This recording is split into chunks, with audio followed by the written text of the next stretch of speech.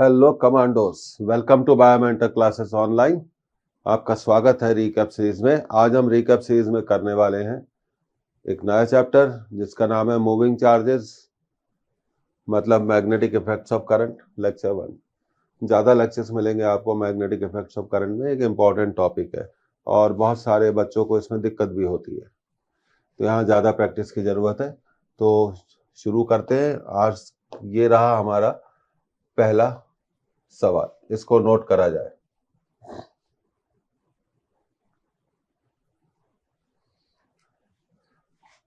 The length L of a wire carries a steady current I. Carries a steady current I. ठीक है. It is bent first to form a circular plane coil of 1 turn. The same length is now bent more sharply to give a double loop of smaller radius. The magnetic field at the center caused by the same current is. तो पहले इसे एक turn में, अब देखिए इसको solve करते हैं। सबसे पहले मान लीजिए वायर की लेंथ कितनी है, L। अब according to the language of question, इसे पहले सिंगल टर्न में हम एक टर्न देते हैं इसका, और ये हमने इसे एक सर्कुलर शेप में डाल दिया। ठीक है। इसके बाद मान लीजिए रेडियस कितनी है, R1। तो हम लिख सकते हैं L equal to 2 pi R1। ये हमारा पहला इक्वेशन हो गया। अब इसी वायर के हमने कितने टर्न्स बनाने हैं, 2। इसको 2 टर्न में कर दिया हमने, और तब रेडियस क्या हो जाएगी, डेफिनेटली छोटी हो जाएगी। तो अब लेंथ तो वही रही, तो 2 टर्न की लेंथ हो जाएगी 2 पाई R2। तो ये हमारा कौन सा इक्वेशन हो गया, दूसरा इक्वेशन हो गया। हम फर्स्ट और सेकंड को क्या करेंगे, डिवाइड कर देंगे, तो 1 आएगा। 2 पाई R1 अपॉन 4 पाई R2, पाई भी कैंसिल हो जाएगा। तो 1 equal to 2 bye 4 R1 bye R2। तो R1 बाय R2 मिलेगा 4 बाय 2, 2:1। और करंट वही फ्लो हो रही है, कितनी, I। तो अब पहले केस में मैग्नेटिक फील्ड होगी V1 mu naught upon 2 NI upon R को यूज करेंगे। सर्कुलर कॉइल के सेंटर पे magnetic field, number of turns कितने थे, एक था, करंट I है, और रेडियस कितनी है, R1। और बाद में मैग्नेटिक फील्ड कितनी हो गई, V2 mu naught upon 2, number of turns 2 हो गए, करंट उतनी ही रही, रेडियस R2 हो गई। अब हम फर्स्ट और सेकंड इक्वेशन को डिवाइड कर देंगे। First divided by second equation, V1 upon V2 mu naught upon 2 I upon R1 mu naught upon 2 2I upon R2। तो म्यू नॉट बाय 2 तो कैंसिल हो गया, I भी कैंसिल हो गया, तो बचा V1 बाय V2। ये R2 ऊपर चले जाएगा और R1 नीचे आ जाएगा।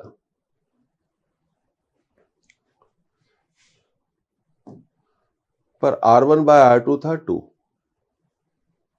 अब देखिए इसको अगली स्लाइड पे ले जाकर सॉल्व करते हैं। V1 by V2 equal to B1 by B2 equal to, ये था हमारा R2 upon 2 R1, R2 upon 2 R1।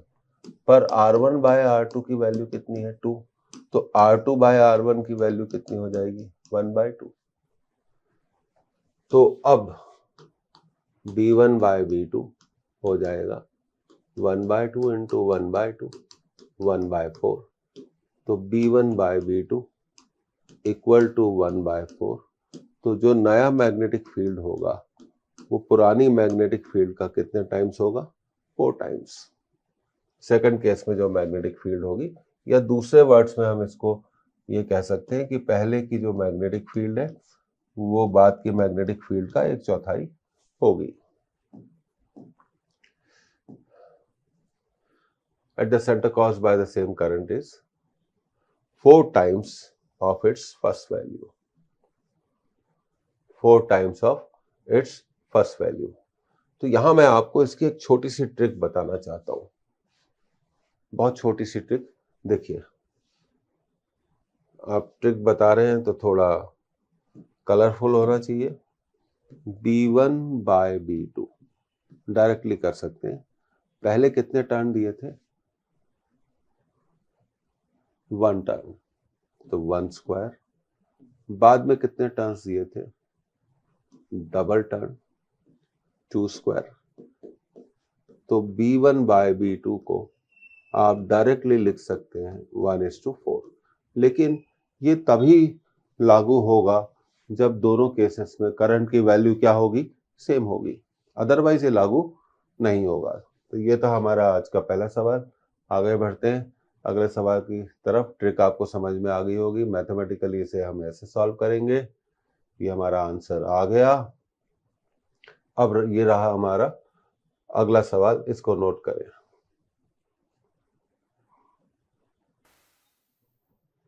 अब देखिए, एक क्वेश्चन को इसको पढ़ते हैं हम। 2 कंसेंट्रिक कॉइल्स, इसका मतलब दोनों का सेंटर सेम है। Each of radius 2 pi centimetre, ध्यान रखें मीटर में बदलना जरूरी है। Are place at right angle to each other, एक दूसरे से राइट एंगल पे रखी है। 3 ampere and 4 ampere are the currents flowing in each coil. तो पहली कॉइल में 3 एम्पियर करंट फ्लो हो रही है, दूसरी कॉइल में 4 एम्पियर करंट फ्लो हो रही है। The magnetic field intensity at the centre of coil will be. पहला आंसर है 5 × 10⁻⁵, दूसरा है 7 × 10⁻⁵, तीसरा है 12 × 10⁻⁵, और चौथा आंसर है 10⁻⁵। तो चलिए इस सिचुएशन को समझते हैं एक डायग्राम की मदद से। ये देखिए, ऐसे कॉइल्स को रखा गया है।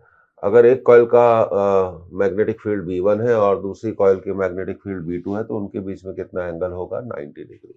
तो नेट फील्ड निकालने के लिए हमें पाइथागोरस लगाना पड़ेगा। Root of B1 square plus B2 square. अब B1 क्योंकि नंबर ऑफ टर्न्स तो दिए नहीं है, तो हम इसको लिख सकते हैं μ0/2 I/R। μ0 को हम लिख सकते हैं 4 पाई × 10⁻⁷, और रेडियस है 2 पाई सेंटीमीटर। करंट भी दी हुई है। करंट कितनी दी गई है? 3 एम्पियर की, तो उसको 3 एम्पियर लिख देते हैं। और ये 2 पाई सेंटीमीटर को आपको मीटर में बदलना है। तो अब देखिए, 2 × 2 पाई 4 पाई, तो ये कैंसिल हो गया। तो अब ये बचा मैग्नेटिक फील्ड 3 × 10⁻⁵ टेस्ला। अब हम सेकंड कॉइल की मैग्नेटिक फील्ड निकालते हैं, जिसकी रेडियस 2 पाई सेंटीमीटर है, पर उसमें करंट कितनी फ्लो हो रही है? 4 एम्पियर। तो B2 हमने निकाला μ0/2 I/R। μ0 की वैल्यू रखी 4 पाई × 10⁻⁷/2। करंट है 4 एम्पियर, रेडियस है 2 पाई सेंटीमीटर, मीटर में जरूर बदलिए, ये तो कैंसिल हो गया। तो second magnetic field I 4 × 10⁻⁵ tesla. अब इनके रिजल्टेंट की बारी है। तो रिजल्टेंट होगा root of B1 square plus B2 square. तो ये था आपका 3 × 10⁻⁵ का होल स्क्वायर प्लस 4 × 10⁻⁵ का होल स्क्वायर। तो इसको आप कैलकुलेट कर लीजिए, आसानी से हो जाएगा। 9 × 10⁻⁻10 प्लस 16 × 10⁻⁻10। अब ये ऐड हो जाएगा, तो ये हो जाएगा 25 × 10⁻⁻10। रूट ले लीजिए, तो 25 का रूट आएगा 5, और 10⁻⁻10 के रूट में पावर आधी हो जाएगी। तो ये आपका आंसर होना चाहिए 5 × 10⁻⁵ टेस्ला। देखते हैं कौन सा आंसर हमें मिलता है। ये पहला आंसर हमें मिल गया। तो अच्छा क्वेश्चन है, बेसिक क्वेश्चन है, ऐसे क्वेश्चन पूछे जा सकते हैं। तो अब हम अगले क्वेश्चन की तरफ आ गए हैं, आप इसको नोट कर लें।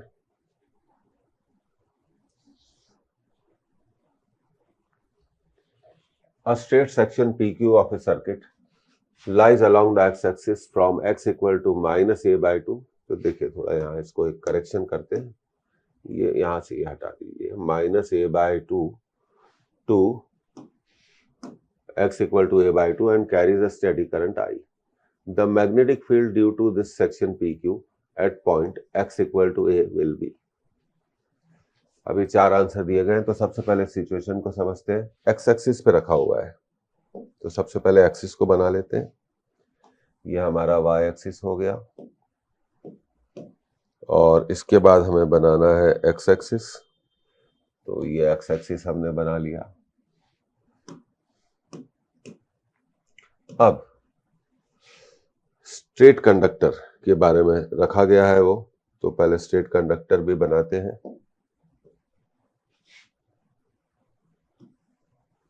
ये देखिए ऐसे रखा गया है।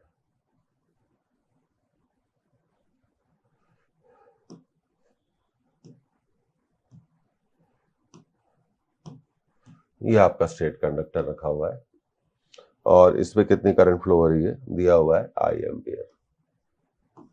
और ये है हमारा x equal to minus A by 2, और ये है हमारा x equal to A by 2। हमें फील्ड निकालनी है इस पॉइंट पर, x इक्वल टू ए पर, मतलब ओरिजिन से कितने डिस्टेंस पर, a। तो देखिए इस कंडक्टर के कारण जो फील्ड होगी x इक्वल टू ए पर, मैग्नेटिक फील्ड हमें याद रखना चाहिए, magnetic field on the axis of a straight current carrying wire, straight current carrying wire is always 0। तो इस क्वेश्चन का जो आंसर होना चाहिए वो होना चाहिए 0। Fourth is the right option. तो बहुत अच्छा क्वेश्चन है, सिंपल है, पूछे जाते हैं, आप जानते हैं पेपर आजकल काफी सिंपल आ रहा है। तो विल बी 0। ओके, अब आगे बढ़ते हैं अगले सवाल की तरफ। ये रहा हमारा अगला सवाल, ये इंपॉर्टेंट है और एक्सपेक्टेड है, इसको नोट करें।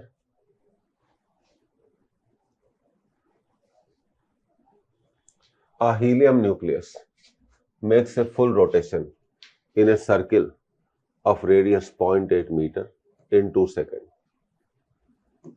The value of magnetic field B at the center of the circle will be। पहला आंसर है 10 to the power minus 5 upon mu naught, दूसरा आंसर है 10 to the power minus 19 mu naught, तीसरा answer है 2 into 10 to the power minus 10 mu naught, और चौथा answer है 2 into 10 to the power minus 10।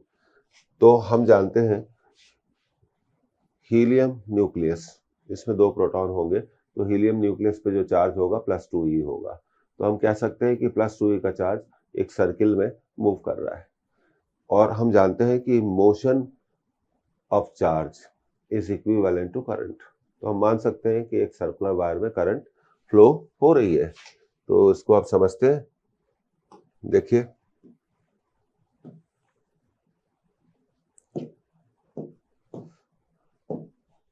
और मैं आपको एक थ्योरी भी बताना चाहता हूं। मान लीजिए ये चार्ज है Q और इसकी वेलोसिटी है V, और ये R रेडियस के सर्किल में मूव कर रहा है।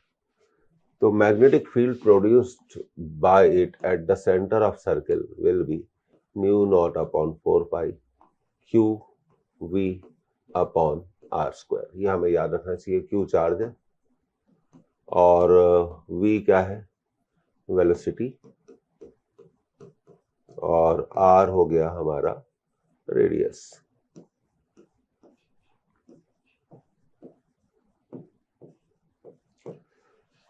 अब इस क्वेश्चन में क्योंकि हीलियम न्यूक्लियस है, इसलिए चार्ज की वैल्यू हम ले सकते हैं 2 टाइम्स ऑफ इलेक्ट्रॉनिक चार्ज। अब रेडियस के बारे में बात करते हैं। रेडियस दी गई है 0.8 मीटर, तो रेडियस भी ले सकते हैं हम 0.8 मीटर। और हमें क्या चाहिए होगा, वेलोसिटी चाहिए होगी, पर हमें वेलोसिटी नहीं दी गई और एक रोटेशन का टाइम दिया हुआ है 2 सेकंड। तो हमें थोड़ा इस फॉर्मूले को क्या करना पड़ेगा, बदलना पड़ेगा। तो देखिए कैसे इस फॉर्मूले को हम बदलते हैं, b equal to mu naught upon 4 pi Q V by R square. तो v को हम लिख सकते हैं R omega upon R square. तो ये हो गया b equal to mu naught upon 4 pi Q omega by R, और ओमेगा को हम लिख सकते हैं, कितना लिख सकते हैं, 2 पाई बाय टी। अब हम इस क्वेश्चन को क्या कर सकते हैं, सॉल्व कर सकते हैं, ये कट जाएगा। तो ये हमारा फील्ड का आंसर आ गया, b equal to mu naught upon 2 charge q upon radius into time period. तो ये इसका फॉर्मूला बन गया। अब वैल्यू रखते हैं, म्यू नॉट को हम लिख सकते हैं 4 pi into 10 to the power -7। Charge दिया हुआ है 2 times of electronic charge, radius दी गई है 0.8 मीटर और टाइम पीरियड दिया गया है 2 सेकंड। एक बार फिर से डेटा को हम क्या करते हैं, वेरीफाई करते हैं। यस, 2 सेकंड दिया गया है टाइम पीरियड, तो गलती नहीं होनी चाहिए। अब देखिए ये 2 से 2 कैंसिल हो गया और ये 4 को भी 2 बार कैंसिल कर देगा। तो ये बचा 2 into 10 to the power -7। Electronic charge 1.6 into 10 to the power -19 upon 0.8। अब 0.8 इस 1.6 को 2 बार कैंसिल कर देगा, तो मैग्नेटिक फील्ड आ जाएगी 4 इंटू 10 टू द पावर -26। पर हम जानते हैं कि मैग्नेटिक फील्ड का जो आंसर है वो दिया हुआ है म्यू नॉट के टर्म्स में। तो आगे हम बढ़ते हैं। तो मैग्नेटिक फील्ड आ गई हमारी 4 इंटू 10 टू द पावर -6। अब हम जानते हैं कि म्यू नॉट को हम लिख सकते हैं 4 pi into 10 to the power -6, तो -7, I am sorry, it should be 10 to the power -7। तो यहाँ पे हमें कुछ नहीं करना, इस 4 की जगह अब देखिए इसको हम लिख देंगे mu naught upon pi into, अच्छा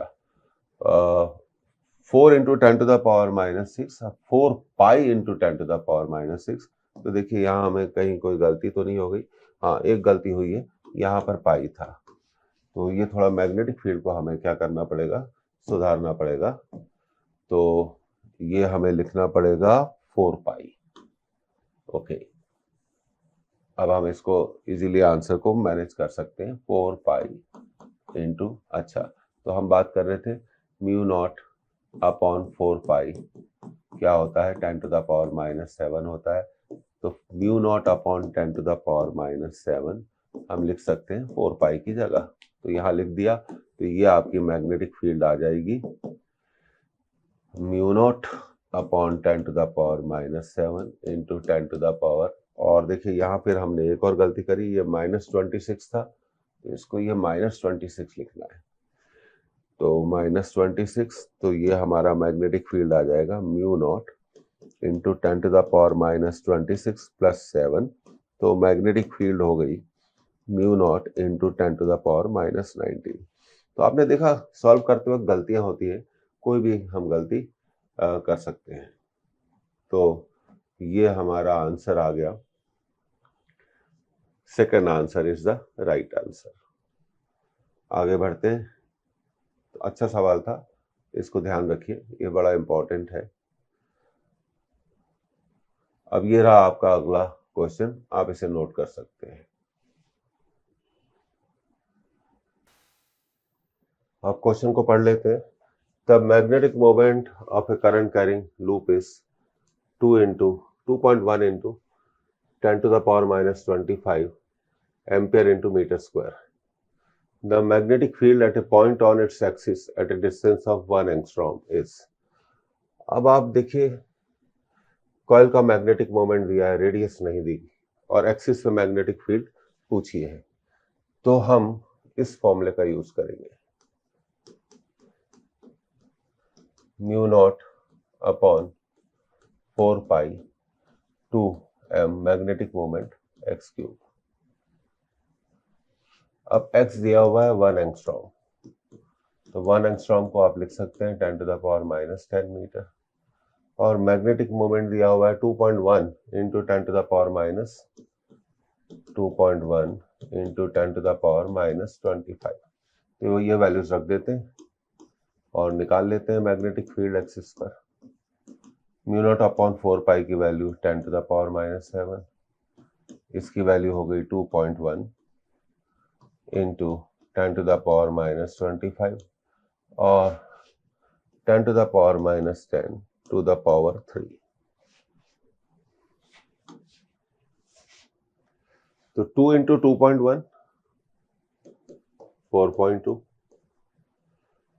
minus 7 minus 25 10 to the power minus 32 upon 10 to the power minus 30। तो ये आएगी 4.2 into 10 to the power minus 2 tesla. तो ये इस क्वेश्चन का करेक्ट आंसर है, 4.2 into 10 to the power minus 2 tesla. तो first option is the right option. Question simple है, फिर भी बहुत इंपॉर्टेंट है। उम्मीद है समझ में आ गया होगा आपको। अब देखिए, एंगस्ट्रॉम को मीटर में बदलिए और पावर को एडजस्ट करिए। आगे बढ़ते हैं अगले सवाल की तरफ। ये रहा हमारा अगला सवाल। ये अच्छा सवाल है, इसे नोट किया जाए।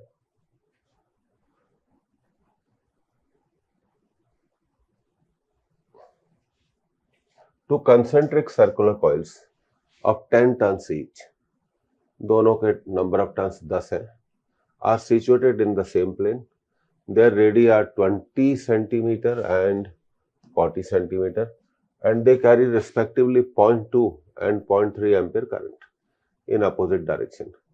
The magnetic field at the center is, पहला आंसर 35 by 4 म्यू नॉट, दूसरा आंसर म्यू नॉट by 80, तीसरा आंसर 7 म्यू नॉट by 80, चौथा आंसर 5 by 4 म्यू नॉट। तो देखिए, सबसे पहले तो हम बात करते हैं पहली फॉर्मूले की, mu 0 upon 2 N I upon R. यहां से हम पहली कॉइल के मैग्नेटिक फील्ड को कैलकुलेट कर सकते हैं। म्यू नॉट को हम लिख सकते हैं, म्यू नॉट को कुछ मत करिए क्योंकि आंसर म्यू नॉट में ही है। नंबर ऑफ टर्न्स 10 और पहली कॉइल में करंट है 0.2 और रेडियस है 20 सेंटीमीटर, तो इसको आप लिख सकते हैं 20 into 10 to the power minus 2। तो पहले हम दोनों कॉइल की मैग्नेटिक फील्ड निकालेंगे क्योंकि उनमें फ्लो होने वाली करंट अपोजिट डायरेक्शन में है, इसलिए दोनों एक मैग्नेटिक फील्ड क्रॉस की होगी, एक मैग्नेटिक फील्ड डॉट की होगी। फिर माइनस कर देंगे तो ये अब 0.1 टाइम्स कैंसिल हो जाएगा और 0.1 10 से कैंसिल हो जाएगा, तो आपको बचेगा mu naught upon 2 into 10 to the power minus 1, क्योंकि ये 20 है। तो ये इसका पहले का आंसर आ गया। तो आप इसको ऐसा भी लिख सकते हैं, म्यू नॉट 10 ऊपर चला जाएगा into 5।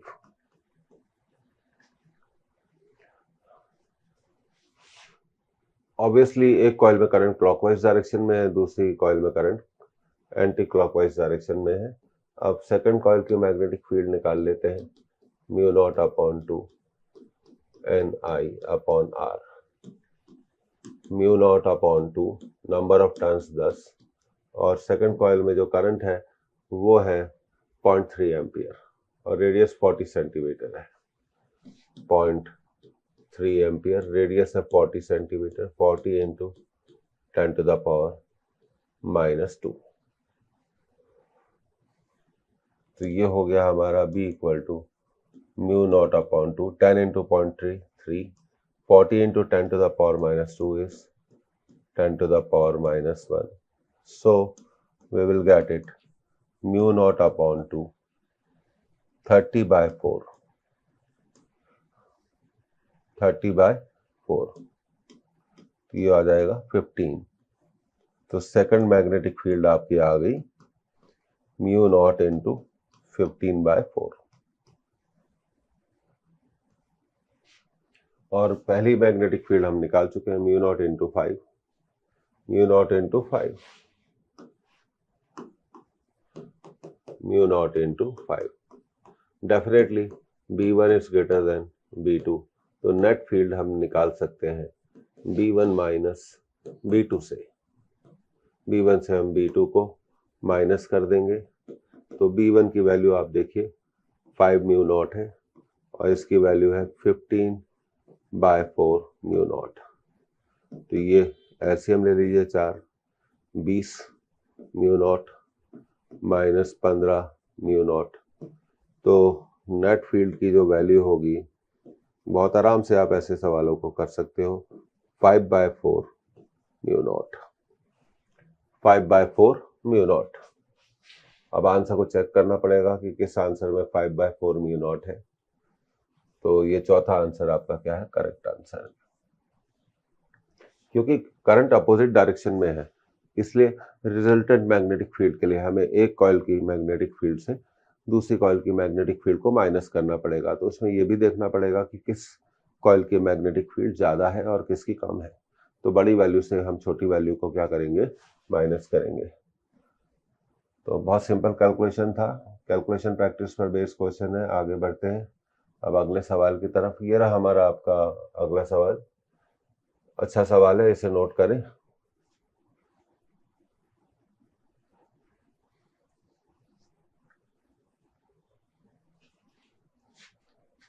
The Earth's magnetic induction at a certain place point is 7 into 10 to the power minus 5. Unit नहीं दी, टेस्ला ही होगी। This is to be annulled by the magnetic induction at the center of a circular conducting loop of radius 5 centimeter. The required current is. Annulled का मतलब होता है कि coil के centre पे जो मैग्नेटिक फील्ड प्रोड्यूस होती है वो अर्थ की मैग्नेटिक फील्ड के बराबर है और अपोजिट है। फिर से, तो कॉइल का सेंटर में जो मैग्नेटिक फील्ड प्रोड्यूस होती है वो अर्थ की मैग्नेटिक फील्ड के इक्वल और अपोजिट है, इसलिए नेट मैग्नेटिक फील्ड क्या हो जाएगी, जीरो हो जाएगी। एन्यूल्ड का मतलब है कि नेट मैग्नेटिक फील्ड जीरो। तो इसका अप्रोच बहुत क्लियर है कि magnetic field produce due to coil must be equal to the magnetic field of अर्थ।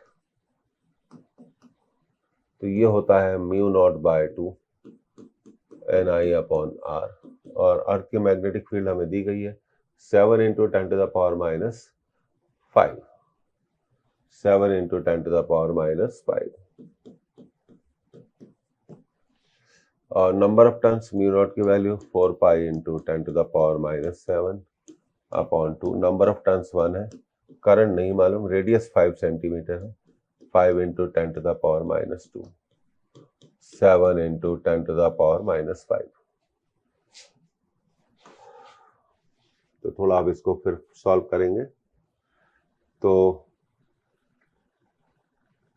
सबसे पहले हम देखेंगे 4 पाई, इसको कैंसिल कर देगा 2 टाइम्स, तो ये मिलेगा हमें 2 पाई 10 to the power minus 7, और ये -2 ऊपर चला जाएगा, +2, और नीचे बचेगा 5 into I equal to 7 into 10 to the power minus 5। तो ये हो गया 2 pi into 10 to the power minus 5 upon 5 I equal to 7 into 10 to the power minus 5। ये कैंसिल कर दिया आपने, और अब करंट हो जाएगी 5 into 7 अपॉन 2 पाई। तो करंट की वैल्यू हो गई 35 अपॉन 2 पाई। अब हमें इसको कैलकुलेट करना पड़ेगा 35 अपॉन 2 पाई को। तो ये देखिए, अब आपका सारा आंसर पॉइंट्स में दिया गया। तो 35 अपॉन 2 पाई को हम सॉल्व करेंगे। 35 अपॉन 2 पाई,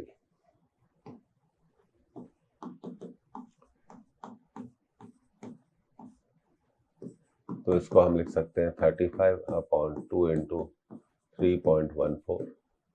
तो ये हो जाएगा 3500 डिवाइडेड बाय 8 to 6। तो 628 डिवाइडेड बाय 3500 डिवाइडेड बाय 628। तो अभी कितनी बार डिवाइड होगा ये हमें देखना है। 5 बार। 40 1 31 0 9 3 390। अब ये 6 बार होगा। 6 8 जा 48 12 16 1 37 2 3 1। तो ये करंट की जो वैल्यू आ रही है ये 56 के आसपास आएगी। तो अब यहाँ पे देखिए आंसर में है, पॉइंट में आंसर दिया हुआ है, तो हम एक बार चेक कर लेते हैं। μ0/2 NI/r, बिल्कुल सही किया हमने। ये 2 पाई हो जाएगा और रेडियस थी 5 सेंटीमीटर, ऊपर चला जाएगा और 10⁻⁻5 कैंसिल हो जाएगा। 35/2 पाई एम्पियर और 35/2 पाई को हम कैंसिल करेंगे तो ये 5.6 के आसपास आएगा। 5.6। यहाँ हमने डेसिमल पॉइंट में गलती कर दी थी, तो 5.6 आंसर होना चाहिए। तो इसका आंसर है 5.6 एम्पियर। कैलकुलेशन की प्रैक्टिस बहुत ज़रूरी है। जब वो हमारी कमज़ोर हो जाती है तो हमारे चांसेस ऑफ सिलेक्शन क्या हो जाते हैं, कम हो जाते हैं। तो ये हमने एक 0 यहाँ से लिया था, तो हमें एक पॉइंट भी यहाँ पर लगाना पड़ेगा। आगे बढ़ते हैं अगले सवाल की तरफ। ये रहा हमारा अगला सवाल। अच्छा सवाल है, इसको नोट करें।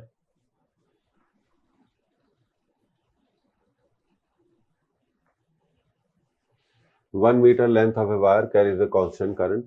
The wire is bent to form a circular loop. The magnetic field at the center of loop is B. The same is now bent to form a circular loop of smaller radius to have 4 turns. In the loop, the magnetic field at the center of this loop is. तो मैंने इसमें आपको एक trick बताई थी कि B1/B2 equal to number of turns upon number of turns का square. एक इसी स्लाइड में ये क्वेश्चन सॉल्व हो जाएगा। पहले मैग्नेटिक फील्ड थी B, बाद में मान लेते हैं कितनी हो गई B2। पहले एक टर्न था, अब बाद में कितने टर्न लिए हमने, 4। तो B/B2 हो गया 1/16। तो डायरेक्ट मेथड से करिए तो B2 की वैल्यू होगी 16B।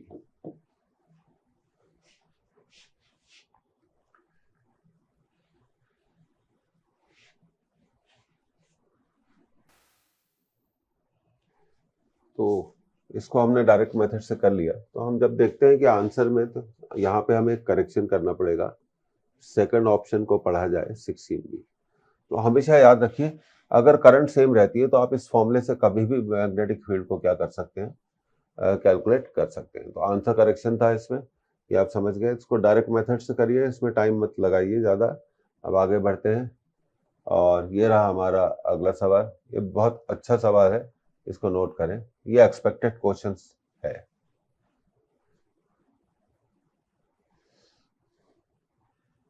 He+ and O2+ ions, मास दिया हुआ है 4 AMU और 16 AMU। Beam passes a region of constant perpendicular magnetic field. If kinetic energy of all the ion is same, then पहला option He+ ion will be deflected more than those of O2+.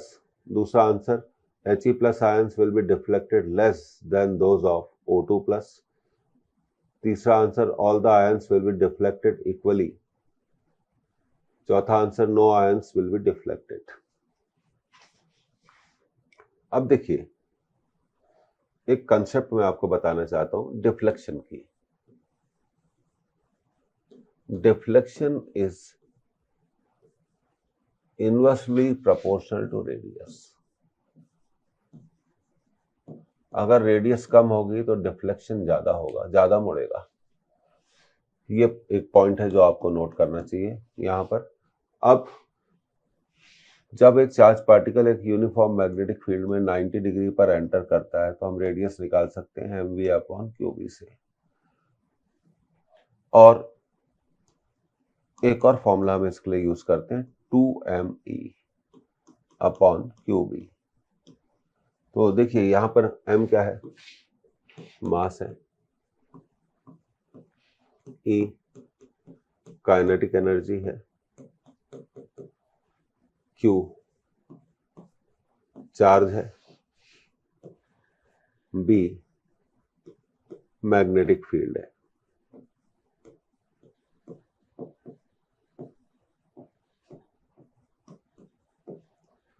अब इस question में कहा गया है कि इनकी kinetic energy same है, काइनेटिक एनर्जी सेम है। तो काइनेटिक एनर्जी सेम है और वो एक ही मैग्नेटिक फील्ड में है, तो मैग्नेटिक फील्ड है सेम। सेम का मतलब होता है कांस्टेंट। तो radius is proportional to root of M upon Q. हम कह सकते हैं radius is proportional to root of M upon Q, proportional to root of M upon Q. अब root of M by Q निकालेंगे दोनों charges के लिए। सबसे पहले हम निकालेंगे हीलियम प्लस के लिए root M by Q, root M by Q. Mass इसका है 4। कैलकुलेशन कर रहे हैं कि कौन सी वैल्यू ज्यादा आएगी, देख लेते हैं। और चार्ज है 1, तो ये आ गया 2। अब हम O2 प्लस के लिए निकालेंगे root of m by Q. Mass है 16, O2 प्लस तो चार्ज होगा 2, 16 का रूट आया 4 डिवाइडेड बाय 2। तो हम देखते हैं कि He प्लस और O2 प्लस, He प्लस और O2 प्लस दोनों के लिए रूट एम बाय क्यू की वैल्यू सेम है। इसका मतलब दोनों की रेडियस भी क्या होगी, रेडियस ऑफ सर्कुलर पाथ भी क्या होगी, सेम होगी। तो हम कह सकते हैं they will be deflected by the, they will be deflected by the same amount, they will be deflected by the same amount.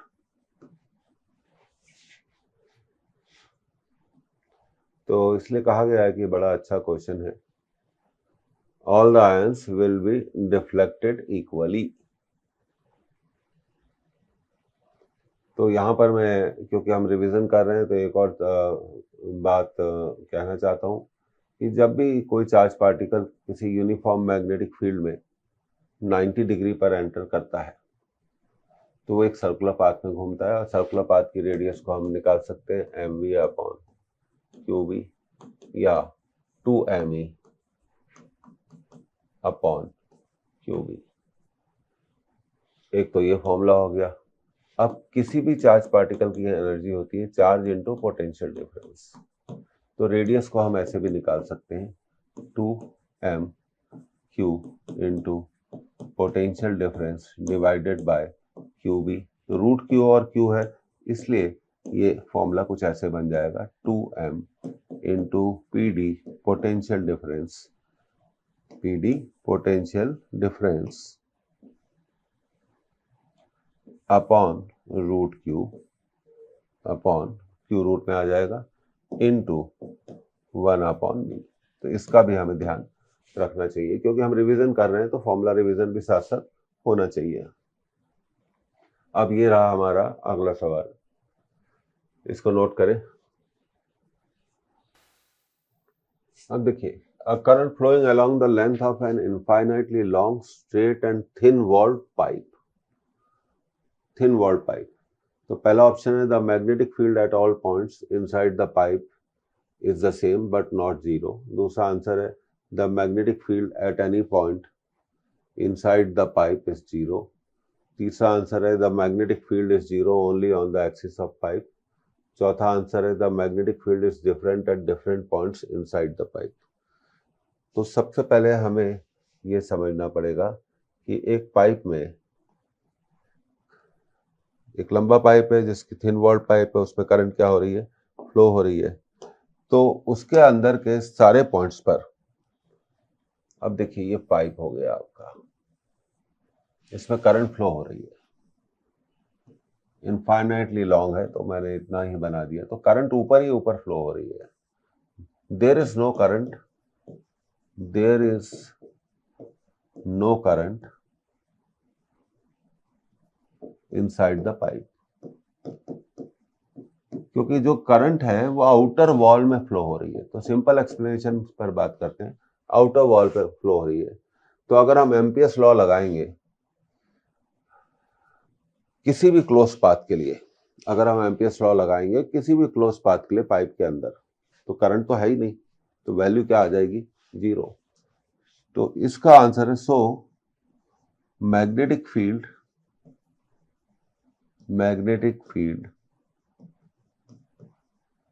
at all the points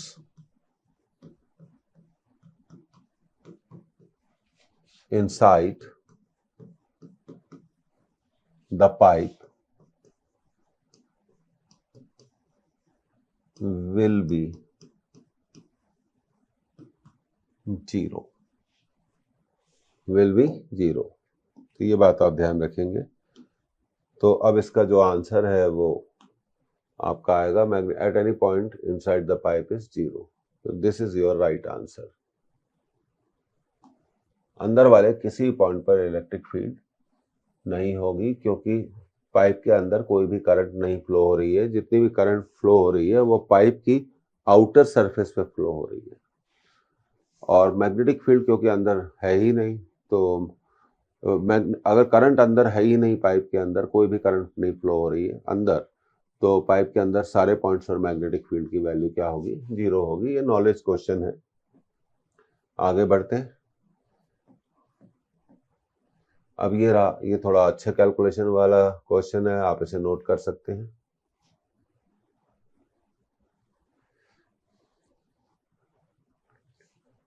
to concentric coplanar circular coils of radii R1 and R2 carry currents of respectively I1 and I2 in opposite direction, one clockwise and other anti-clockwise. The magnetic induction at the center of the loop is half that due to I1 alone at the center. R2 equal to 2R1. The value of I2 upon I1 is, तो पहले समझते हैं कि कैसे loops बने हुए।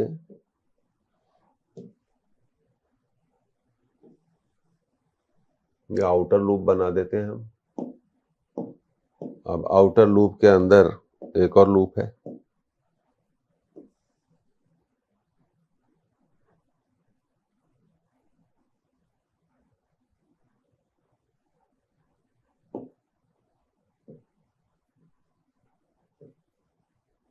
इसकी जो रेडियस है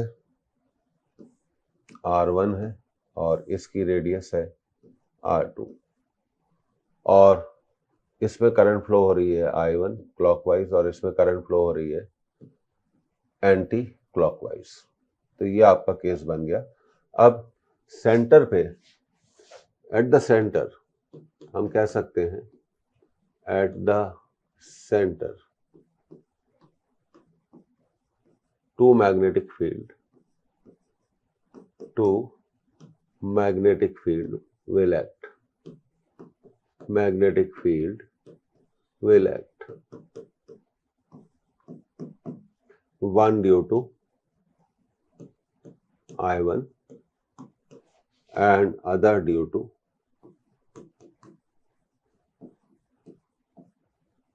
I2, and these magnetic fields, ये इंपॉर्टेंट बात है, magnetic fields are opposite to each other, एक दूसरे के अपोजिट हो गई।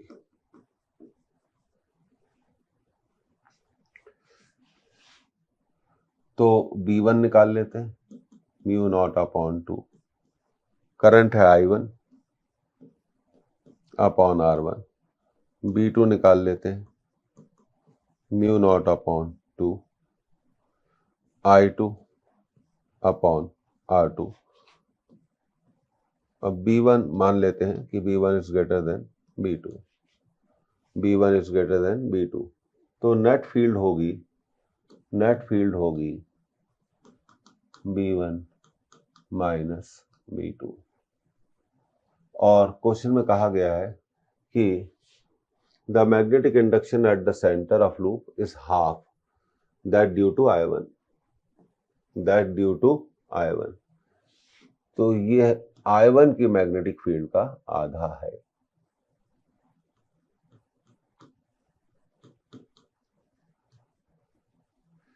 तो B2 equal to B1 minus B1 by 2, B2 equal to B1 by 2, यह हमारा इक्वेशन बन गया। अब आगे हम इसको यहाँ सॉल्व करते हैं। B2 को हम लिख सकते हैं mu naught upon 2 I2 upon R2, और हाफ B1 को हम लिख सकते हैं mu naught upon 2 I1 upon R1। तो पहली चीज तो आपका ये म्यू नॉट बाय 2 कैंसल हो जाएगा। दूसरी चीज R2 को लिखा है, R2 को कहा गया है 2R1 half I1 upon R1, तो 2R1 ये कैंसिल हो गया, तो पता चला I2 equal to I1, so I1 upon I2 will be equal to 1, I1 upon I2 will be equal to 1, तो I1 upon I2 क्या होगा, equal to 1। So the right answer is fourth, क्योंकि हमने निकाला है I1 अपॉन I2 1 है, तो obviously I2 पलट देंगे, तो I2 बाय I1 भी कितना होगा 1, तो इसका करेक्ट आंसर है चौथा। तो अपनी लैंग्वेज के कारण ये थोड़ा अच्छा सवाल बन गया।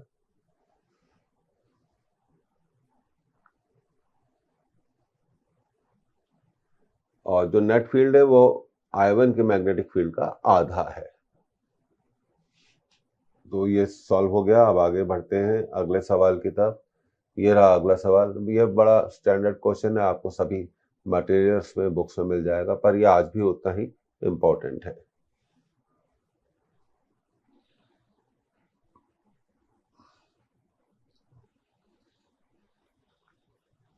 A rectangular loop carrying a current I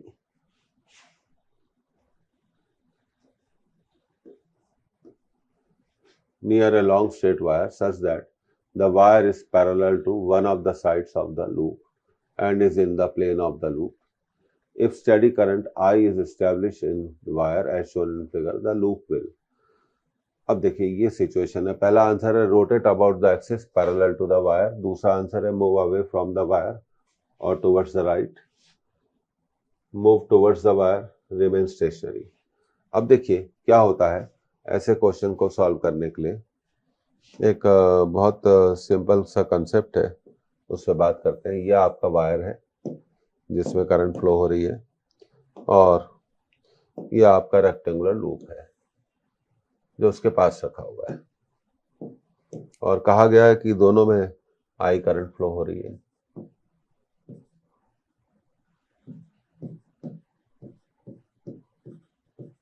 अब लूप को हम नेम दे देते हैं ए बी सी डी। तो ए बी और वायर में, लूप का पोर्शन ए बी और वायर में करंट सेम डायरेक्शन में है, तो ए बी विल एक्सपीरियंस, हम कह सकते हैं will experience F1 force, attraction का F1 फोर्स उस पर लगेगा। तो ये इस पर कितना फोर्स लगेगा, F1, क्योंकि ए बी और वायर में करंट सेम डायरेक्शन में है। And CD will experience force F2, जो कि होगा रिपल्शन का फोर्स।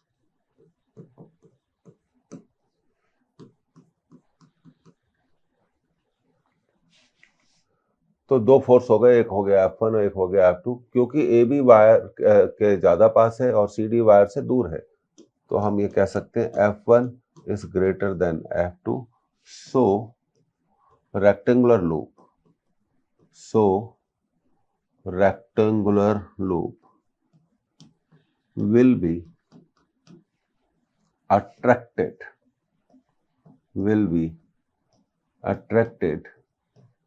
towards the wire,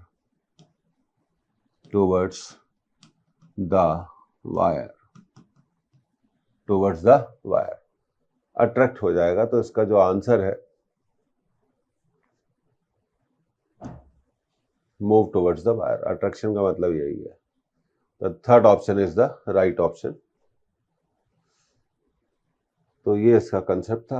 अब आगे बढ़ते हैं अगले सवाल की तरफ। ये रहा आपका अगला सवाल, इसको आप नोट करिए।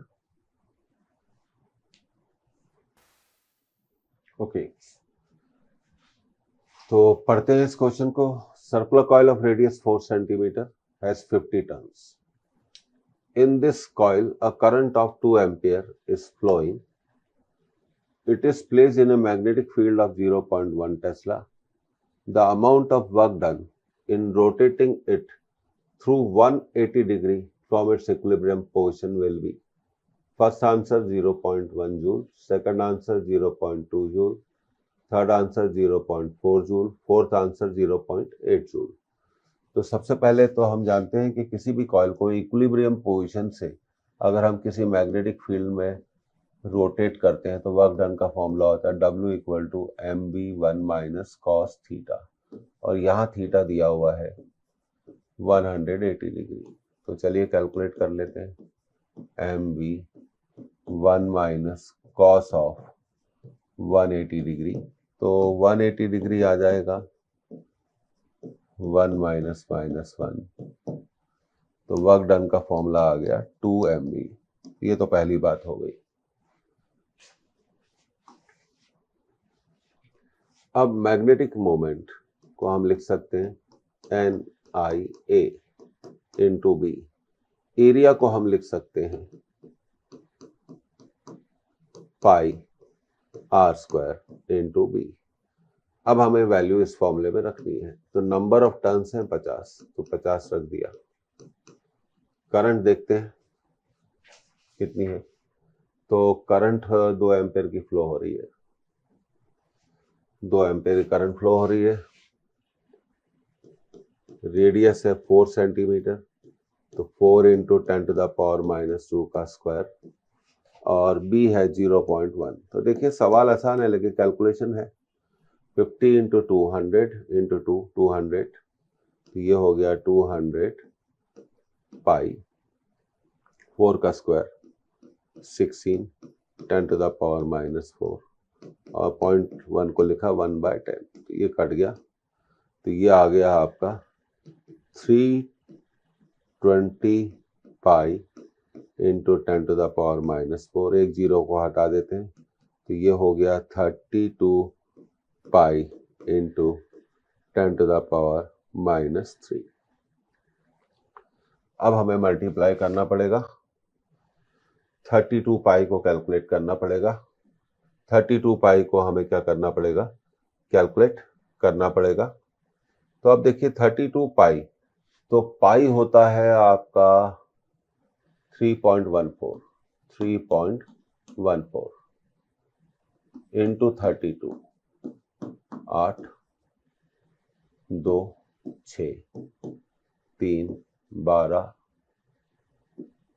4 9, तो ये आ गया 8 4 10 10, 100.48।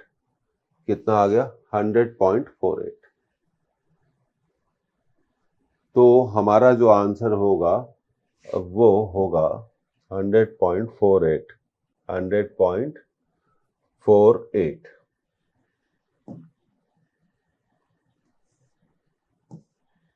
तो हम इसको लिख सकते हैं W = 100.48 इंटू 10⁻⁻3। तो अब डेसिमल को एडजस्ट करेंगे तो हमारा आंसर आ जाएगा 0.10048 जूल।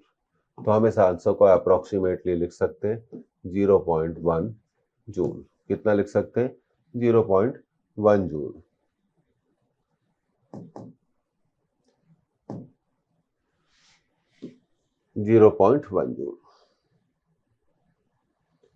तो कैलकुलेशन की वजह से क्वेश्चन क्या हो गया, थोड़ा इंपॉर्टेंट हो गया। तो आगे बढ़ते हैं अगले क्वेश्चन की तरफ। तो ये रहा आपका अगला क्वेश्चन। ये अच्छा क्वेश्चन है और इंपॉर्टेंट भी है, इसे आप नोट कर लें।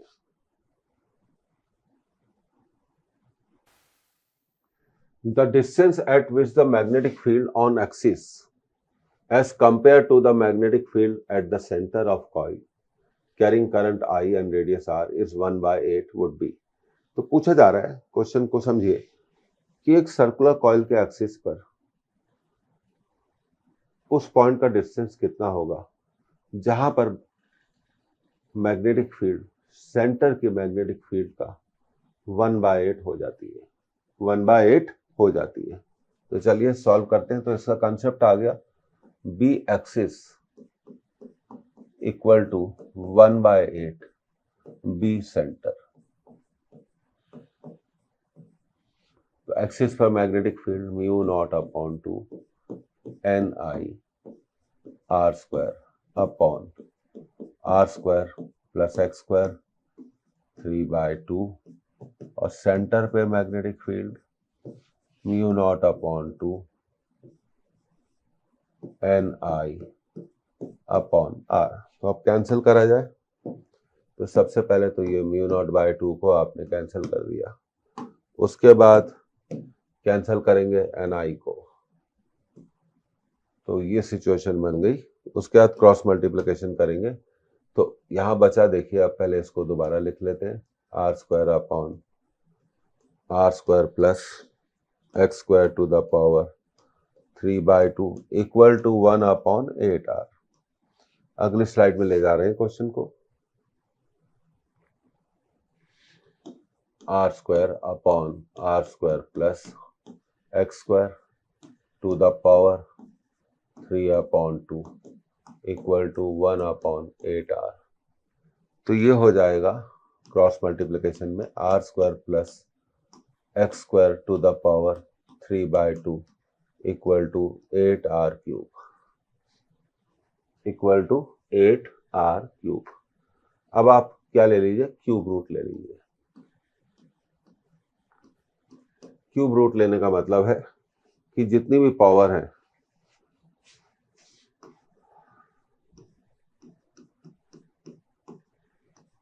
Three by two cube root ले रहे हैं, that means to the power 1/3 8 R cube to the power 1/3।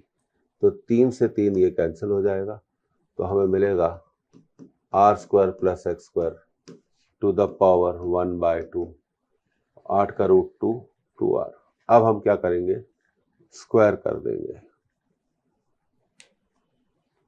तो स्क्वायर होने से ये रूट हट जाएगा और ये हो जाएगा 4r स्क्वायर। तो एक्स स्क्वायर आ जाएगा 3r स्क्वायर, तो x आ जाएगा रूट 3r।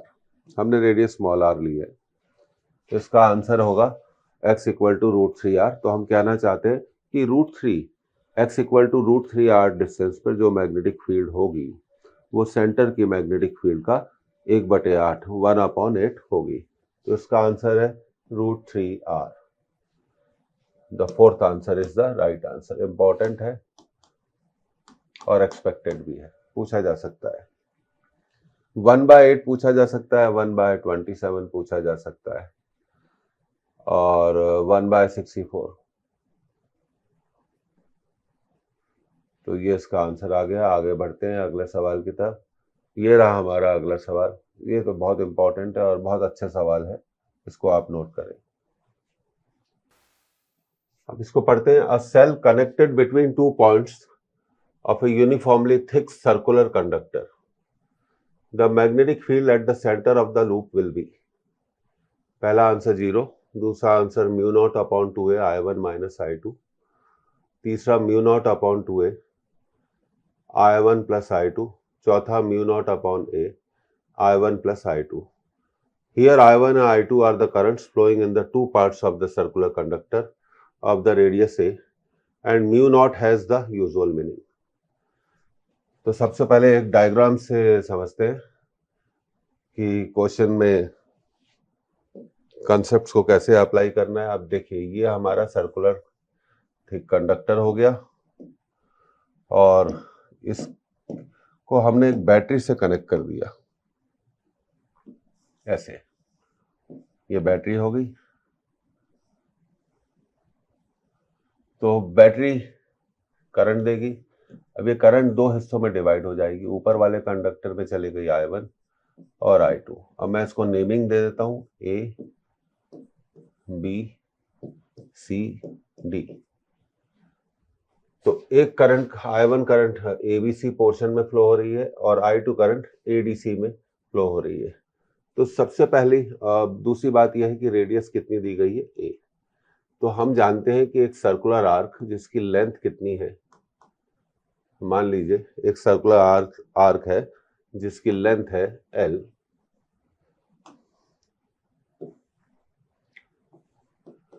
और वो I एम्पेयर करंट लेती है. तो उसके सेंटर पे, अगर रेडियस सर्कुलर आर्क की A हो, तो उसके सेंटर पे मैग्नेटिक फील्ड का फॉर्मूला होता है mu naught upon 4 pi I length upon radius. तो यहां पर दो मैग्नेटिक फील्ड प्रोड्यूस होगी, एक I1 की और एक I2 की सेंटर पे. तो सबसे पहले I1 की जो मैग्नेटिक फील्ड है उसकी डायरेक्शन जानते हैं. राइट हैंड पाम रूल लगाओ तो पता चला कि वो normal to the plane and inward है. और I2 की magnetic field, right hand palm rule लगाइए तो पता चला normal to the plane and outward. तो B1 को हम लिख सकते हैं म्यू नॉट अपॉन 4 पाई I1, और ये आर्क लेंथ कितनी होगी, A, B, C upon radius. और ये मैग्नेटिक फील्ड कैसे होगी, क्रॉस में होगी. क्रॉस का मतलब normal to the plane of paper and invert. और सेकंड आर्क की मैग्नेटिक फील्ड को हम लिख सकते हैं mu naught upon 4 pi. Current है I2 और आर्क है ADC और रेडियस है A, और ये मैग्नेटिक फील्ड होगी डॉट की, normal to the plane and outward. तो ये तो पहली कंसेप्ट हो गई. तो सेंटर पे नेट मैग्नेटिक फील्ड क्या होगी, सेंटर पे नेट मैग्नेटिक फील्ड होगी B1 माइनस B2, क्योंकि एक डॉट है और एक क्रॉस है. अब आगे हम बढ़ते हैं इसमें. But arc ABC and arc ADC are in parallel. वो पैरेलल में है. तो हम कह सकते हैं so potential difference across them, उनके सिरों पर potential difference will be same.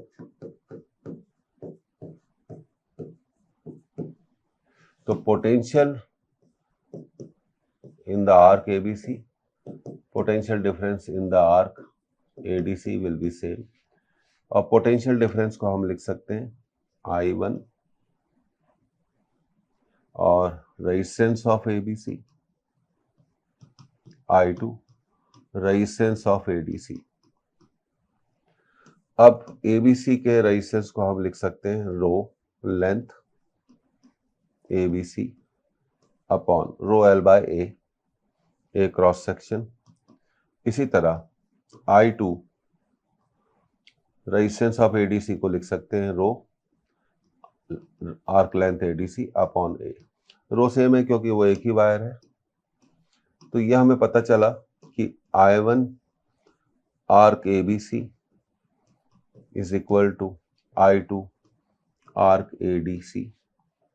तो यहां से हम कह सकते हैं कि B1 और B2. अब B1 के बारे में बात करते हैं. तो B1 था हमारा mu naught upon 4 pi I arc ABC upon A.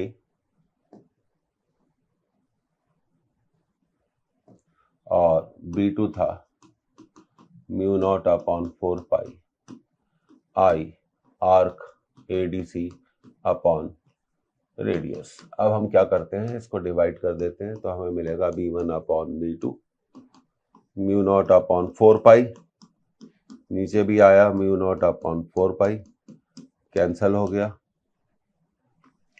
और ये I1 है और ये I2 है, तो ये मिला हमें I1 arc ABC upon I2 arc ADC। और अब आप देखिए ये भी कैंसिल हो जाएगा क्योंकि हमने प्रूव किया है कि ये दोनों सेम है, इसलिए हम रिजल्ट मिला तो B1 by B2 is equal to 1. So we can say that B1 equal to B2. So net magnetic field at the center which is B1 minus B2, पर B1 B2 के equal है तो B2 minus B2, तो net magnetic field क्या होगी, 0 होगी। तो इसका करेक्ट आंसर क्या होगा कि नेट मैग्नेटिक फील्ड कितनी होनी चाहिए, 0 होनी चाहिए। तो हमेशा याद रखिए किसी भी सर्कुलर कॉइल को किसी भी तरीके से अगर हम किसी बैटरी से जोड़ते हैं, कैसे भी जोड़ें, तो उसके सेंटर पे मैग्नेटिक फील्ड हमेशा क्या होगी, 0 होगी। बहुत अच्छा क्वेश्चन है, बहुत इंपॉर्टेंट है। आगे बढ़ते हैं अगले क्वेश्चन के लिए। ये आपको समझ में आ गया होगा। पैरेलल ग्रुपिंग हमने यूज कर ली, रेजिस्टेंस का कंसेप्ट यूज कर लिया। अब आगे बढ़ते हैं। तो अब ये रहा हमारा अगला क्वेश्चन, आप इसे नोट करिए।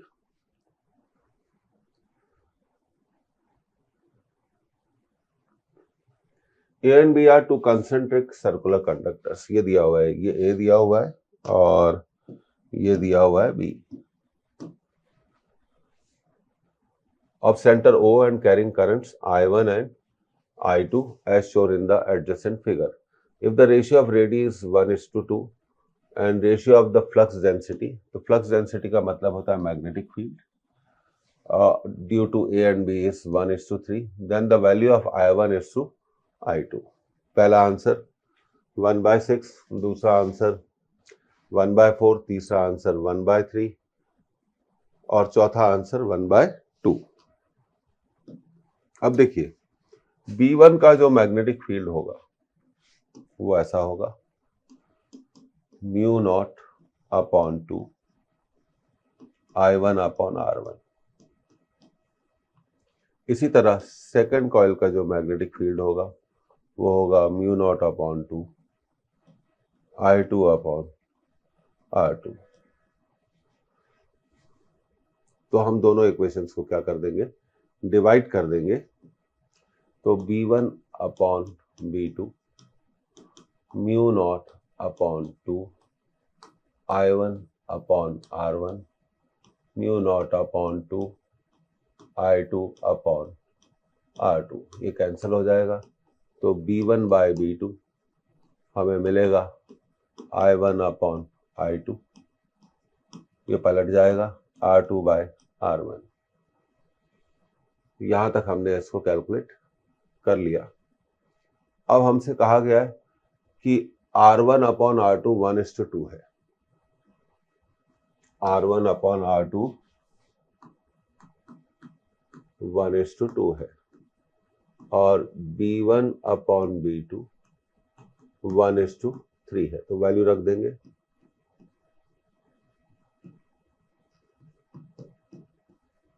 और यहां दिया हुआ है R2 बाय R1 और हमें दिया हुआ है R1 बाय R2, तो R2 बाय R1 होगा 2। तो 1/6 equal to I1 bye I2 होगा। तो उनमें करंट का रेशियो कितना होगा, 1:6। बहुत सरल सवाल था, हम इसे आसानी से कर सकते थे। तो I1 बाय I2 हमसे पूछा गया है, तो इसका करेक्ट आंसर था 1/6। तो ये आप इसको नोट कर लीजिए, द आंसर इज 1/6। आगे बढ़ते हैं।